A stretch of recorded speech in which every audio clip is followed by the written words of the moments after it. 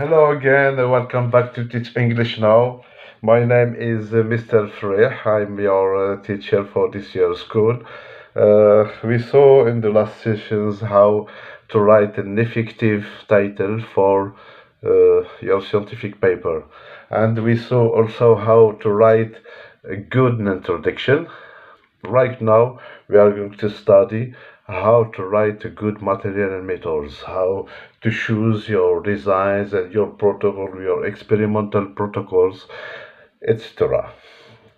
As we usually do, we are going to study in small groups.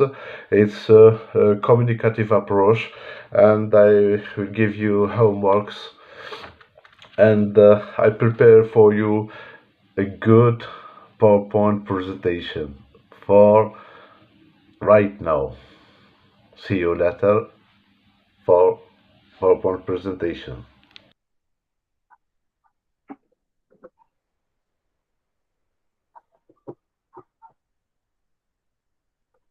What to look for the methodology section. Methodology section is perhaps the most fundamentally important section of an article that reviewers should be checked. If the study design is not strong, you cannot trust the result, discussion of or conclusions.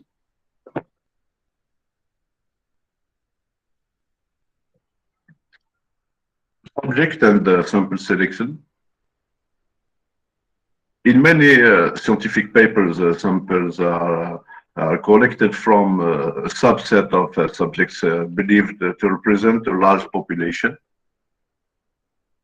If subjects are not optimally selected, then study risk having limited significance, relevance and application to populations other than the one sampled.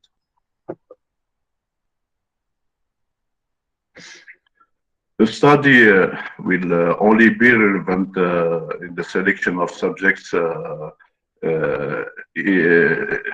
is of high quality. Even the best methodology cannot succeed with flawed selection process. Sometimes the selection of subjects is presented in the form of flow chart. Look for details on excluded subjects and subjects who dropped out of the study. If a study samples material instead of human or animal subjects, such as soil or water samples, you should always consider whether the distribution of where the samples are taken from is good representation of the larger study area.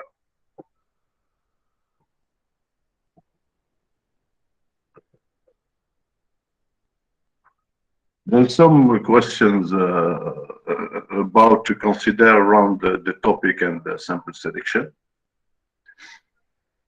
Is it clear how subjects or samples were selected?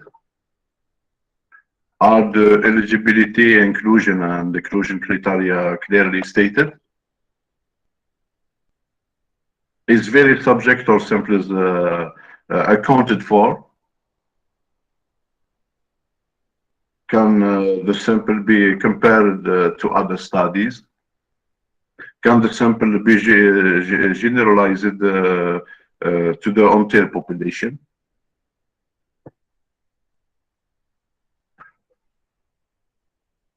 Sampling bias. When evaluating a subject and sample selection, consider whether there may be sampling biases or flaws in the type of the selection process. Depending on the type of the study, you are looking at different types of sampling bias may be present. What about validity, reliability, and reproducibility?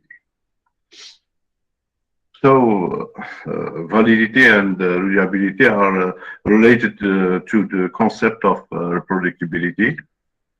This is how validity and reliability are checked. If other people can repeat the study and produce similar results, then this is an external verification of the validity and reliability of the research. So, to have a reliable study, if the results were repeated under the same conditions, we would expect to see the same results.